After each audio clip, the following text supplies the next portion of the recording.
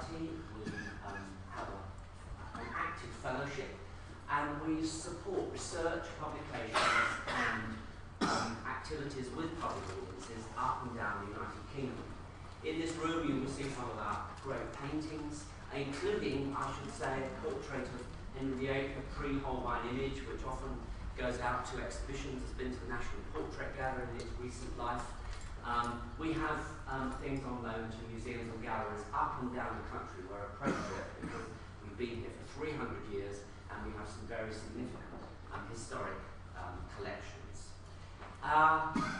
Setting up of public lectures is part of a programme of public engagement which we hope to roll forward in the years to come with future events, including exhibitions on this premises that do look out for that. So a very big welcome to you all today. Our speaker today, Robert Hutchinson, some of you may be here because you've read his books on Tudor history. All writers like Bob have a keen following, and I'm sure there are those of you in the audience. He's written books on Elizabeth's spymaster, Sir Francis Walsingham, on the life of Thomas Cromwell, on the young Henry VIII, on the Spanish Armada, his most recent book, which came out in 2013.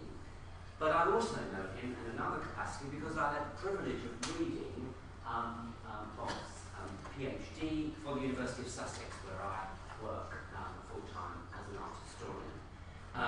His PhD was on an aspect of church archaeology, looking at the 16th century tombs in the county of Sussex. It was a wonderful, forensic, careful archaeological approach of the kind we celebrate and support here at the Society. And I'm sure he's going to bring that forensic quality to the medical history of Henry VIII that he's going to talk to us about today. So welcome, Bob, our fellow here, and we very much look forward to your talk. Thank you very much. Thank you, President. That's very kind. Good afternoon, ladies and gentlemen. Thank you very much for coming. I'm going to begin with two health warnings. The first one is, those of you unwise enough to have eaten lunch before you come here, you may find some of the subject matter a little queasy. And the second one is, please don't try any of the recipes for cures, which I'm going to talk about, at home, because all of them include deadly poisons. So today we're going to talk about Henry VIII, arguably our most famous monarch, who in the nearly 4 decades he ruled over England and Wales and would like to rule over Ireland. He achieved an awful lot. He transformed his realm from its remoteness as a rainy, windswept island on the edge of the known world. It still is a rainy, windswept island, to a major player in European politics and diplomacy. And he also created many of the things we find familiar today, the Church of England, for example. We still have that little FD for Defender of the Faith on our coinage. It was somebody else's faith we're defending now, rather than the Catholic one, which Henry was granted in 1521 by Leo X. And most importantly, as far as we're concerned today, he also rationalised and structured the medical profession that we're familiar with. And that's what I'm going to be talking about, briefly first of all, and then talk about his own peculiar failings. And he was a difficult man. Francis I, his brother king across the Channel, described him as the hardest friend to bear in the world, at one time unstable and at another obstinate and proud, so it's impossible to deal with him. And I think probably most of his 2 million subjects found the same. So when Henry came to the throne in 1509, medicine here and in Europe was in the hands of doctors licensed by bishops, licensed by the church, or in the hands of quacks, blacksmiths, wise women, white witches. And in those days, the cure for headaches was to drink a mixture of lavender, sage, marjoram, and other herbs, or press a hangman's rope to your head. And alternatively, you could sit beneath a willow tree, which cured headaches. And that's not actually quite so stupid as it sounds, because we now know, of course, that willow bark contains aspirin. If you're deaf, you mix the gall of a hare with fat from a fox, warm the ointment and press it to the ear. If you suffer from jaundice, swallow 9 lice mixed with ale each morning. And if you suffer from gout, like I do, you apply a mixture of worms, pig's marrow, and herbs, boiled together with the carcass of a red-haired dog. Please do not ask me why it has to be a red-haired dog, because I do not know. And of course, we all know now that astrology doesn't have the effect on our lives as it was claimed in the 16th century. In those days, doctors believed it did. They believed that astrology governed your health. And his horoscope suggested he was vulnerable to coughs, fevers, quinsy, rheumatism, smallpox, and kidney stones. His birth chart cast him as a cheerful, frivolous, and flirty child who would grow up to be a man of action. He would be short-tempered, eat and drink to excess, prickly if criticised, and have a healthy libido. He would suffer from acute constipation and poor sleeping. And it demonstrates that actually astrology is quite accurate in some of the things which it says. And one of the major issues of the middle 2 decades of Henry's reign was these dynastic fears. The king's health dictated the stability of the realm and symbolised the power of the monarch. And here we have the Tudor dynasty, founded by his father, Henry VII, on a very dubious legal claim to the throne of England, snatched from Richard III at the field of Bosworth by conquest, and they all had dynastic ambitions to rule England for centuries. And every king has a duty to produce progeny to follow him, and that was Henry's problems.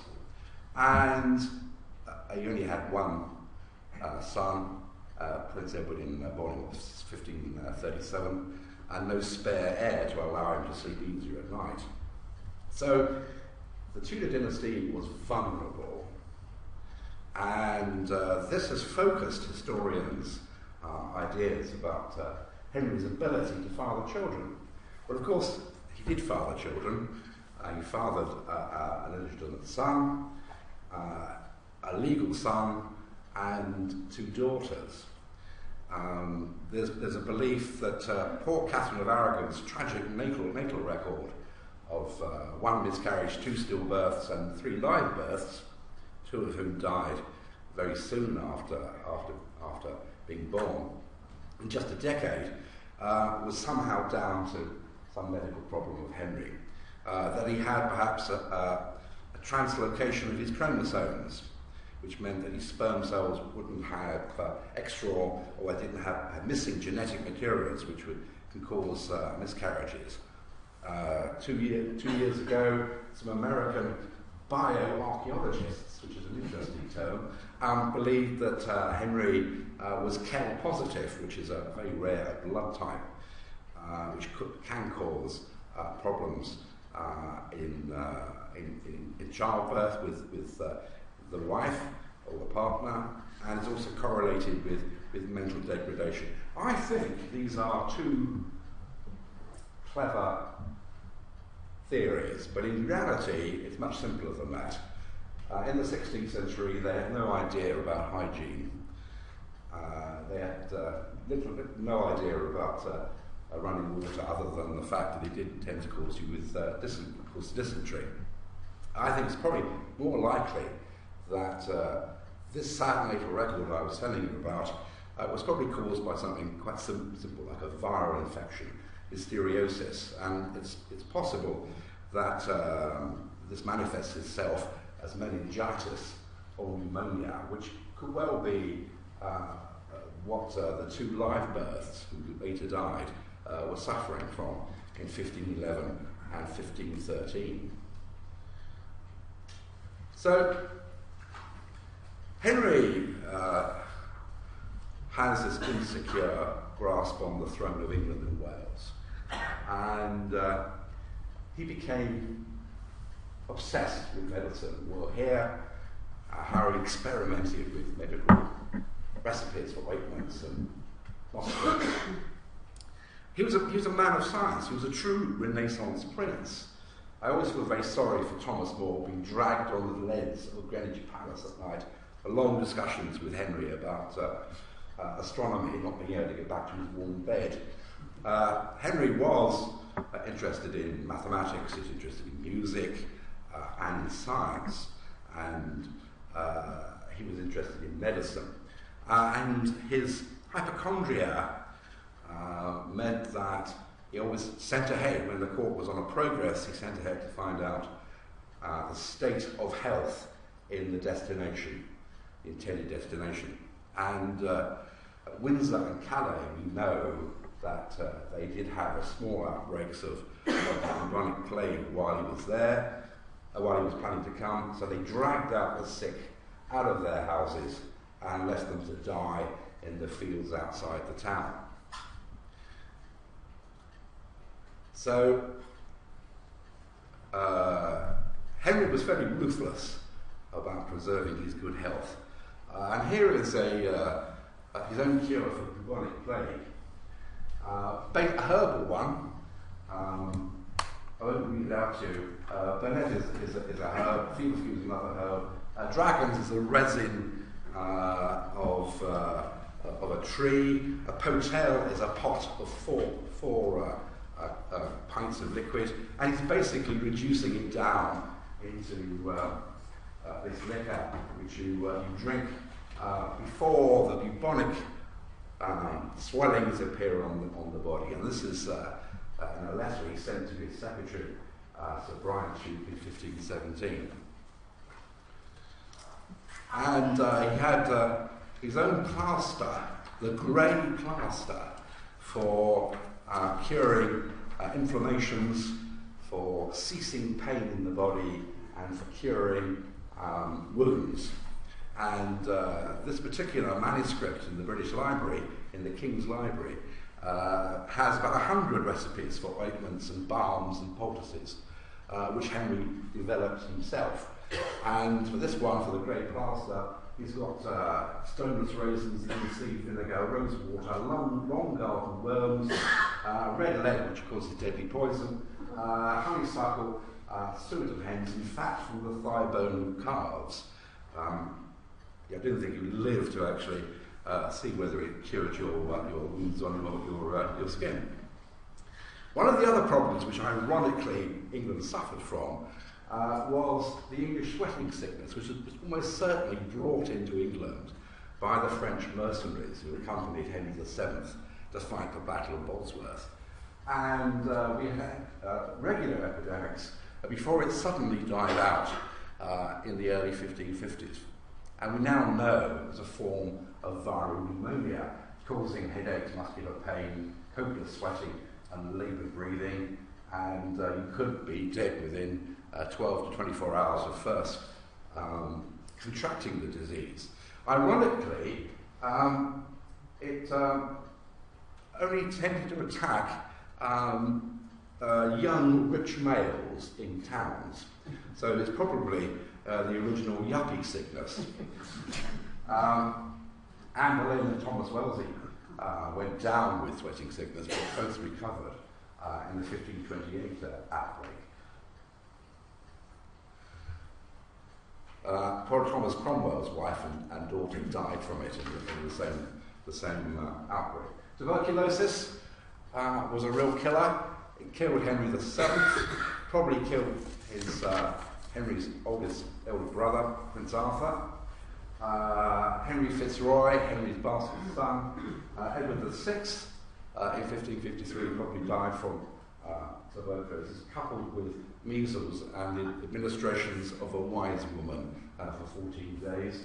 Malaria or tertiary fever. We forget that all our marshes weren't drained in the 16th century, so malarial mosquitoes were rife. Typhus, jail fever. During the Black Assizes in Cambridge in 1522, all the judges died of this disease, which probably made the criminal underworld quite happy about their just deserts. Influenza appears for the first time in the 16th century. Smallpox. It's a name coined in England in the early 1500s to distinguish it from the Great Pox or the French pox, which of course is a syphilis which probably reached this country in 1497. Scurvy, because of the diet which we're going to talk about. And the life expectancy of the Tudors was pretty tough. Only 10% of Tudors lived beyond their 40th birthday. So Henry, with his great interest in medicine, started regulating the medical profession as he found it. He established the Royal College of Physicians, which we still have today, in 1518, to withstand the attempts of those wicked men who professed medicine more for the sake of their own avarice than for the assurance of any good conscience. And these included blacksmiths, weavers, and women who boldly and customarily take upon themselves great cures, using sorcery and applying medicines very noxious to the displeasure of God and grievous hurt to the king's liege people. And then in 1540, he combined the barbers and the surgeons. And this basically gave structure to the medical profession, the structure which is familiar today. Surgeons were at the top end of the pecking order, and then there were physicians who weren't allowed to give any kind of I'm sorry for putting it the wrong way. Physicians were at the top end, surgeons were second at the bottom, were barbers who were no longer allowed to bleed people. They could only shave them and other minor things. And around Henry in his painting, which is still in the Royal College of Physicians, are a lot of named doctors, many of whom were on his personal medical staff. He had an enormous medical staff.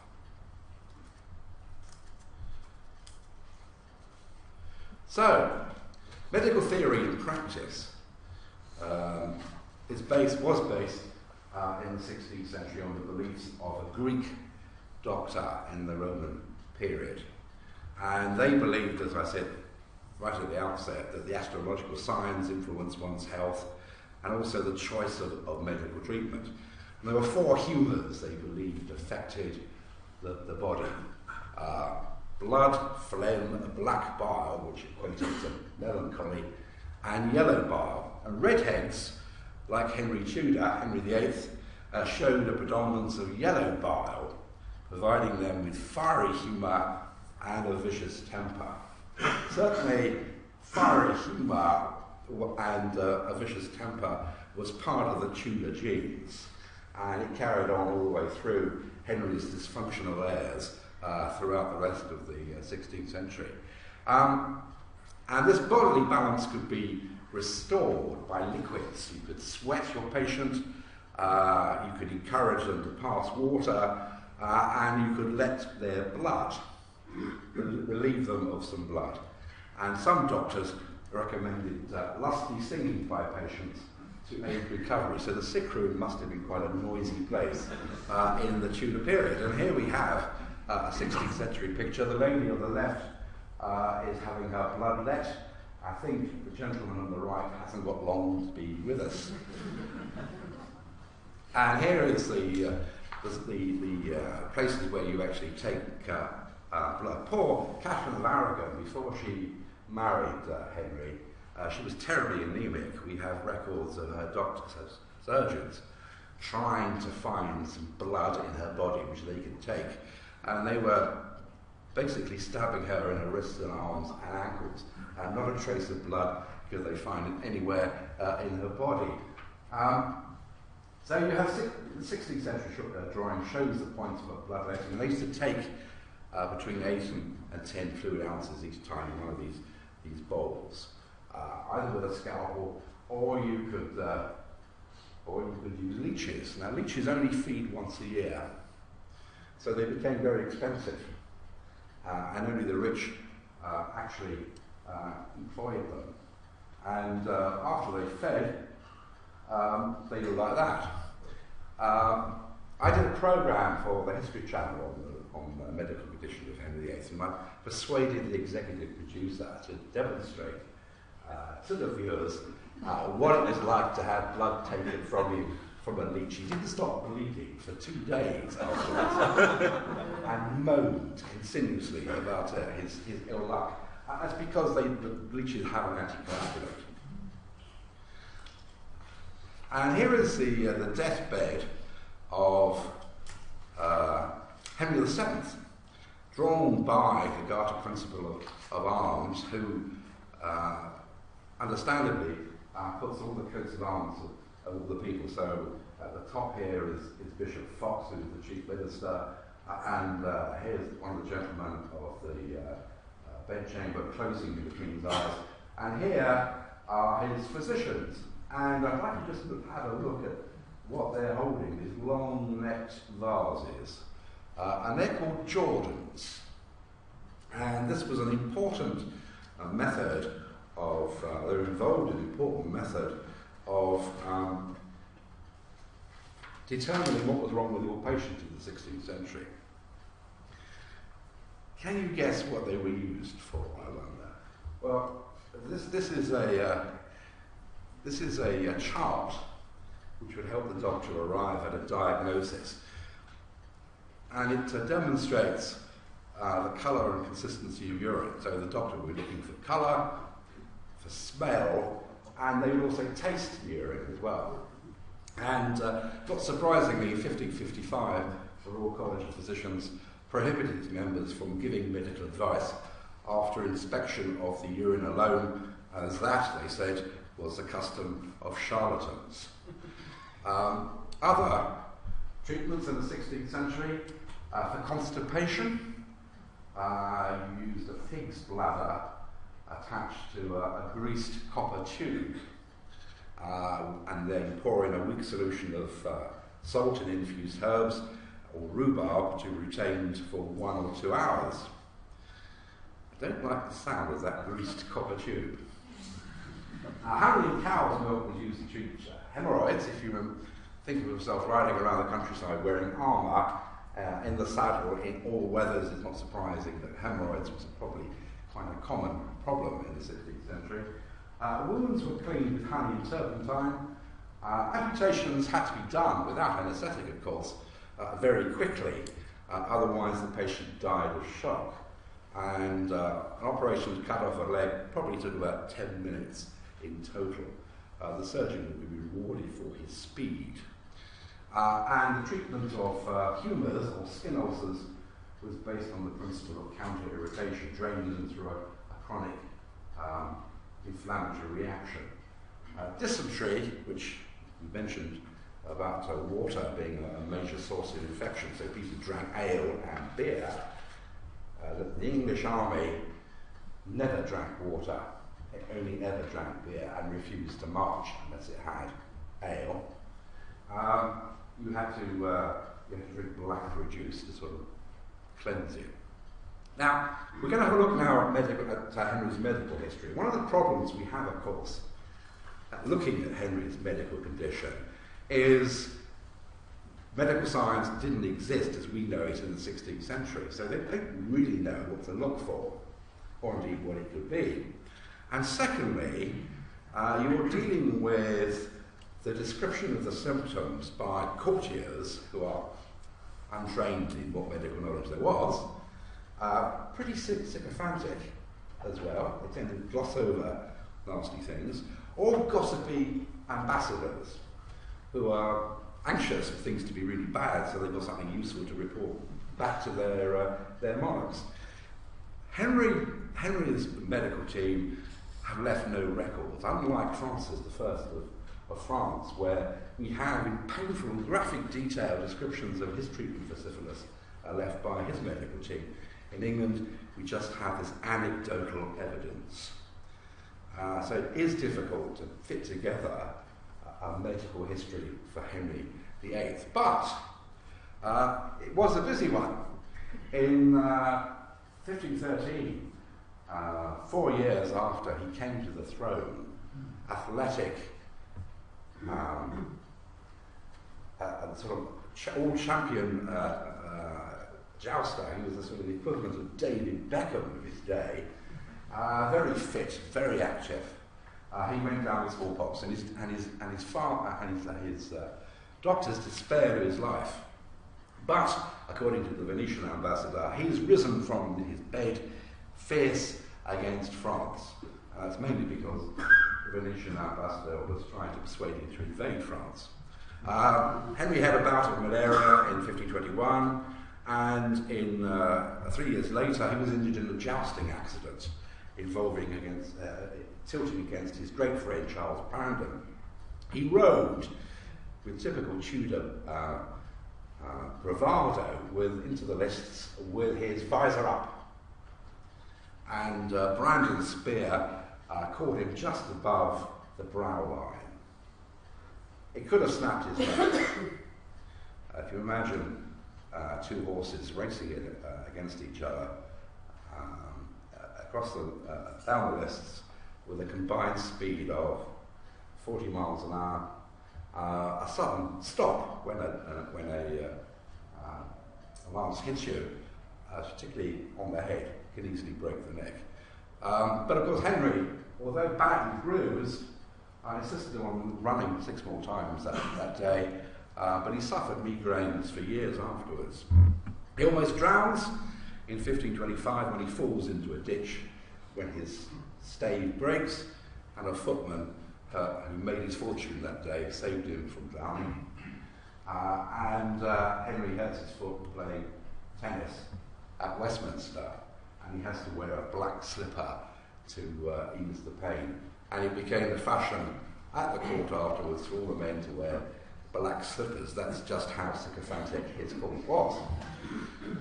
He was confined to bed at Canterbury with a sore leg, almost certainly a varicose ulcer on the leg caused by the constriction of wearing those fashionable garters. Another bout of malaria, and the most serious jousting accident which he suffered was in January 1536, when his horse fell on him. And the horse weighs 1.5 tons, and Henry was unconscious for 2 hours, probably through some severe concussion or bruising of the cerebral cortex. At the time, his officials made light of his injuries. Thomas Cromwell wrote off merrily to all the ambassadors, saying the king's perfectly okay. He's perfectly right. He wasn't as serious as people said. Well, he would say that, wouldn't he? In fact, it was much more serious than people said. And Henry's behaviour and his health suffered after this accident in 1536. And when the Duke of Norfolk, Anne Boleyn's uncle, who wasn't the most diplomatic and polite of people, bovine's probably a better description, broke the news of Henry's accident to Anne Boleyn, she miscarried a healthy male fetus of about 3 months after she was told about the accident. Following year, Henry tells the Duke of Norfolk he's actually got very bad ulcers on both legs, not just on one. And one of the fistulas, one of these thin, long, thin ulcers, closes up on one leg, and for 10 or 12 days he wasn't able to speak, and he's black in the face, maybe because of a lung infection as well. So he's suffering appalling pain from these ulcers in his legs. In the pre-Reformation liturgy, one of the most important services of the year was, on Easter Sunday morning, was to creep on your knees to the cross. And Henry did that in Easter 1539 at the Chapel Royal, Hampton Court, on his knees, crawling quite a long distance to the cross. It must have been absolute agony. By this time, he's also suffering severe constipation, mainly because of his diet, which we'll talk about in a minute. Another severe infection in 1541, which gave him a fever, and he also had this depression, this melancholy, this mal d'esprit. The king's life was really thought to be in danger, not from the fever, but from the leg, which often troubles him because he's very stout and marvellously excessive in eating and drinking. So that people, worth credit, say he's often of a different opinion in the morning than after dinner. And I'd like you just to grab hold of those phrases. He's marvellously stout. He actually increased his body weight quite suddenly in the early 1540s, and he has melancholy, and he changes his mind often. So are these symptoms for some malady that he's suffering? The former Carthusian monk Andrew Board examines Henry and finds him fleshy, with large arteries, ruddy cheeks and a pale skin, anger short and sweat abundant. And we have more ulcers flaring up again. And here we now start seeing Henry descending into geriatric decay, and he doesn't like it. Here's the man of action who had such hopes of military glory, diplomatic triumphs. He's achieved none of them. And he's now an old man barely able to walk. Indeed, Henry never liked paperwork anyway, but he now doesn't sign his documents.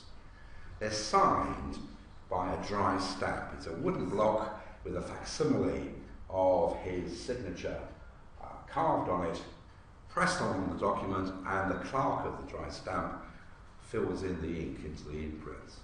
Just imagine the power which the person has who holds that dry stamp. Sir Anthony Denny, chief of the Privy Chambers. They had to get permission. They had to get forgiveness twice a year because forging the king's signature was treason. So he can't walk around. He's carried around these last few months in a tram. We would call it, I suppose, a sedan chair, by 8 sweating yeomen of the guard. He eats 3 meals a day. He's fond of galantines, game pies, haggis, not a Scottish national dish. Actually, Henry loved it. He drank wine, beer, and gin. Tudor court slaughtered birds in a prodigious quantities. It would send the Royal Society for Protection of Birds into a paroxysm of fear. They ate fish. They shunned fresh fruit, or rather, Henry actually liked cherries. And nobody ate green vegetables because they engender wind and melancholy. Did Henry suffer from scurvy? That's one theory about his medical health.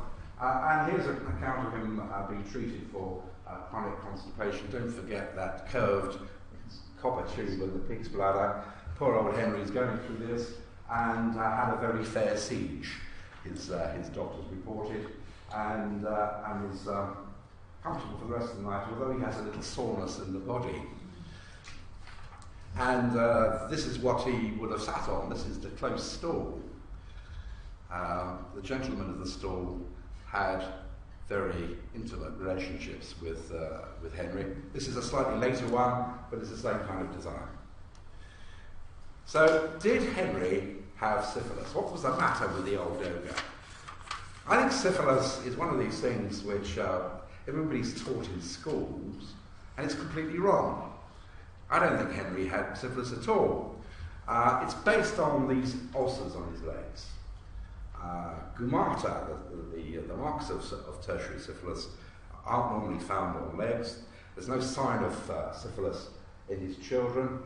The 16th century treatment for French pox was 6 weeks of sweating and the administration of doses of poisonous mercury, mixed with the spittle of a fasting man, which made the patient's gums red and sore and created copious flows of saliva.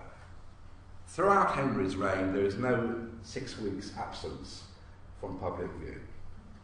The ambassadors who would have loved to have discovered it found no evidence of Henry suffering from or being treated for syphilis, and there's no purchases of mercury in the surviving apothecaries' accounts. I believed Henry was suffering from something just as invidious. I think he was suffering from an endocrine abnormality called Cushing syndrome. Now, of course, today it can be treated relatively easily by modern medicine. None of that was at the disposal of Henry's cohorts of doctors. It causes gross obesity in the body trunk, a moon face, sometimes a buffalo hump to the back, slow and poor healing of wounds, bones are weakened, high blood pressure, diabetes, irritability, depression, anxiety, insomnia, sudden mood swings, and in around 20% of the cases, the victim becomes psychotic, exhibiting paranoia that drives a deep suspicion of everyone around them, and they're emotionally detached from their loved ones. The historical record shows that Henry displays most of these symptoms. We know from his armour how his bulk increased. When he bought a harness of armour, it's like buying a suit from the tailors, which is made especially for you. We know that in 1514 he was 6'1" tall, had a 35-inch waist and 42 inches and chest. But by 1544, his last harness, his waist had increased to 54 inches and his chest to 58. We could look for other evidence from the portraits. Here's these wonderful propaganda portraits painted in the mid-1530s, designed to bring you down on your knees in wonder at the splendour of Henry's imperial might. As I say, his appearance starts changing in the early 1540s. We have a recent discovery at Wilton House of a portrait of Henry, which is claimed to be much later in his reign, the last portrait of Henry VIII. And here's a dendrochronologist examining the portrait. Dendrochronology is looking at the age of a piece of wood by its growth rings. And we know that this particular piece of wood was cut from a single oak tree in the eastern Baltic around 1529. And it's marked on the top the 16th year of Henry's reign, and he's aged 54. That often is painted, it's added on to portraits.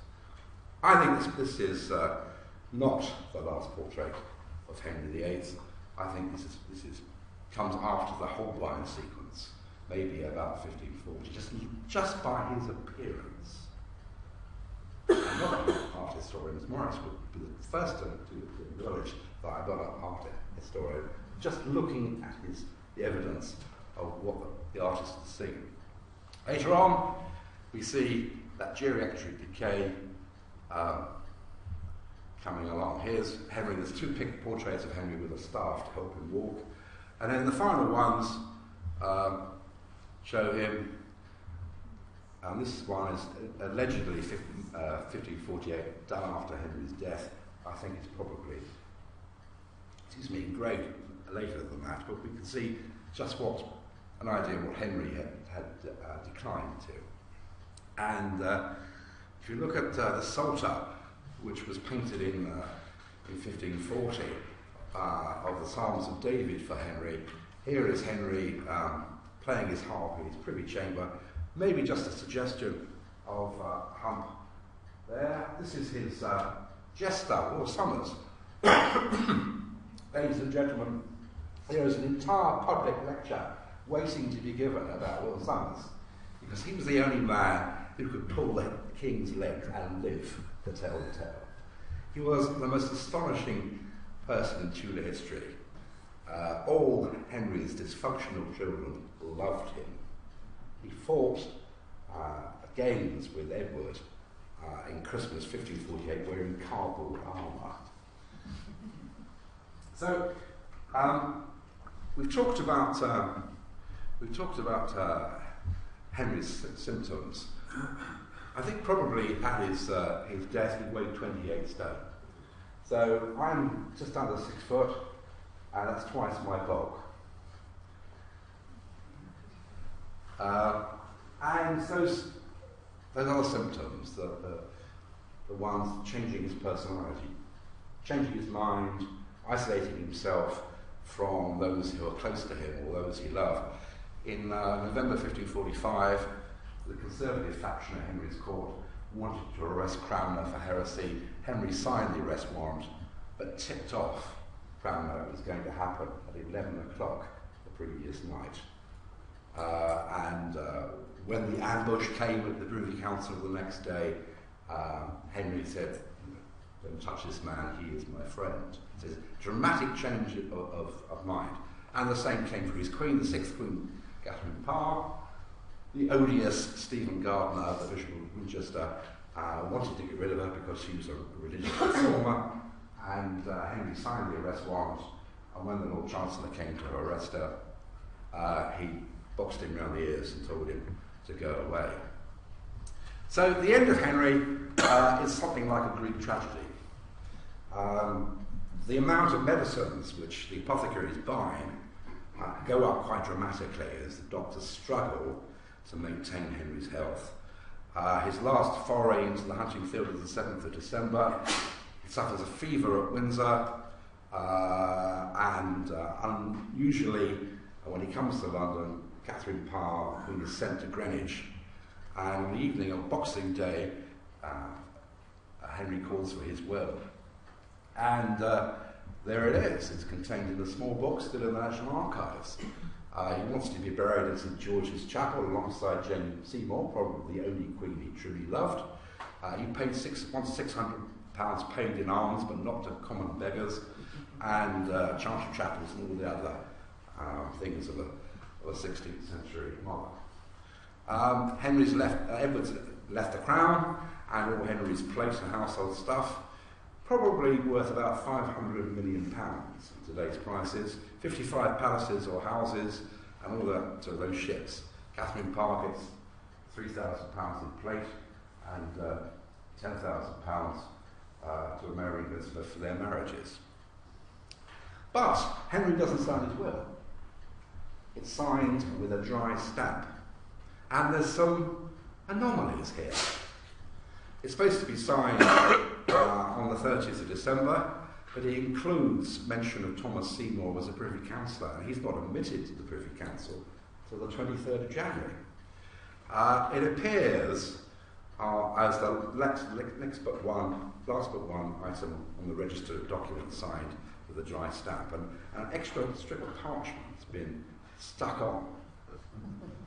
Is this the clerk being incompetent, or is there something more sinister going on there? So in his last days, he's still compos mentis. He sees the Spanish and French ambassadors. His legs have been cauterized with hot irons by his doctors. He begins to drift in and out of consciousness.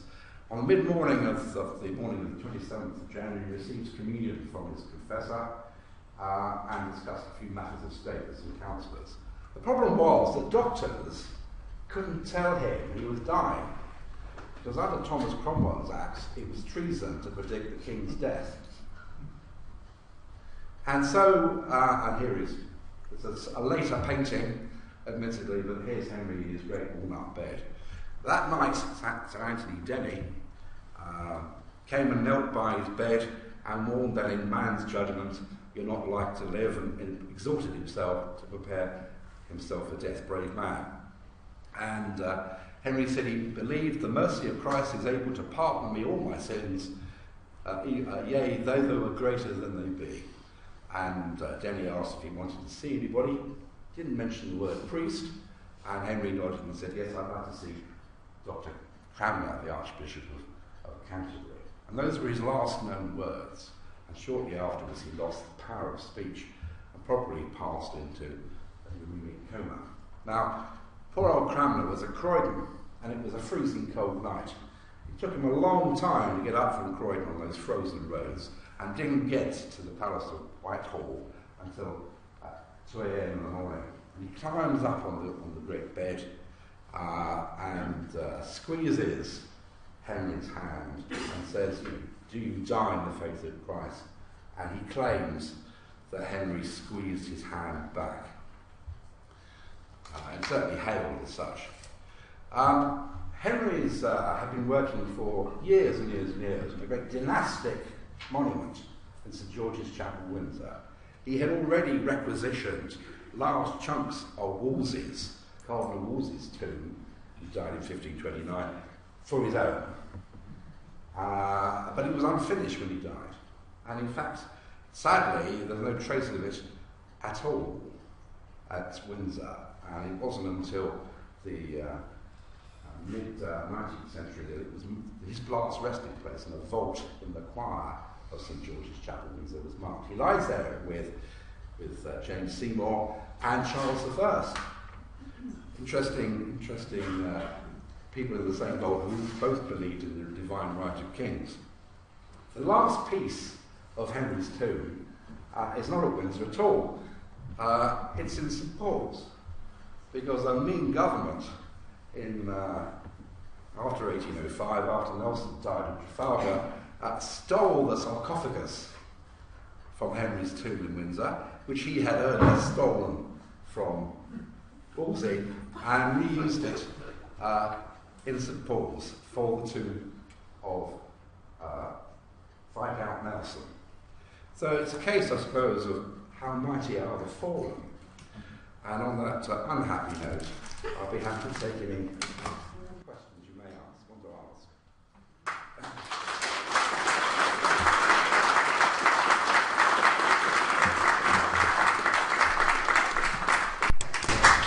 Thank you very much, Bob. I was feeling rather well this morning. Given the whole raft of things, worrying about the state of our health, but how lucky we are that we live differently now.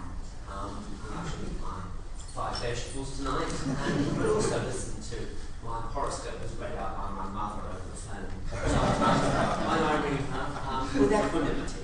Now, we have a few minutes for questions. What we do is come round with a microphone so that everybody can hear. If you'll bear with me. Yes. So, are there questions for Bob after his excellent talk? I enjoyed your very illuminating lecture. I've just got one query, because some years ago, when I was reading about Henry and when he was, and I always understood that until he had a very bad accident at jousting, and actually I think he broke his hip, and then afterwards he was always in great pain, and that was when he became so bad-tempered because he was in constant pain. Well, he didn't break his hip. This is the January 1536 jousting accident. So the problem was with his head. And he may well have reopened the ulcers in his legs, but no, he didn't break his hip. And one of the problems that the doctors had was they couldn't amputate one of his legs. You can't take that risk with the King of England. So they were really rather stymied. And it said, and this is really going to put you off your lunch, you could smell the king's legs from 3 rooms away. Because he went putrid before he died, didn't he? Well, that's why I wasn't going to touch upon about what happened to the corpse when it was held overnight in Zion. I wasn't going to go into that. You can read about it in my book, but I wasn't going to go. I thought it was, it's lunchtime. Another question, yes. They're all grown up. The story of Henry suffering with syphilis is taken rubbish. How did it come about and gain currency? I'm sure I remember at school. That's right. It's still taught in schools. It was a theory first appeared in 1888 in the sort of learned literature. But one of the problems you have in the Tudor period is you have to sort out propaganda from both sides of the religious spectrum, and I'm sure it was born in some of the writings in the 1580s by some of the Catholic writers. Interestingly, when Wolsey was arrested, the indictment said that he suffered from syphilis and had been whispering in the king's ear and had given it to him. And that was struck out from the final indictment. But no, it's gained currency since 1888 with a paper by a Scottish doctor, and it carried on ever since. You guys haven't had such a good haggis. That's quite right. Two more questions. Thank you for a very interesting lecture. This is a comment. He didn't like wise women or wise men and tried to get rid of them or have them not taken use of. In a very then remote village in the middle of Wales, just before the First World War, my father's village had 2 wise men. So he didn't do very well with that one, did he? Well, Henry always did find Wales was a law unto itself.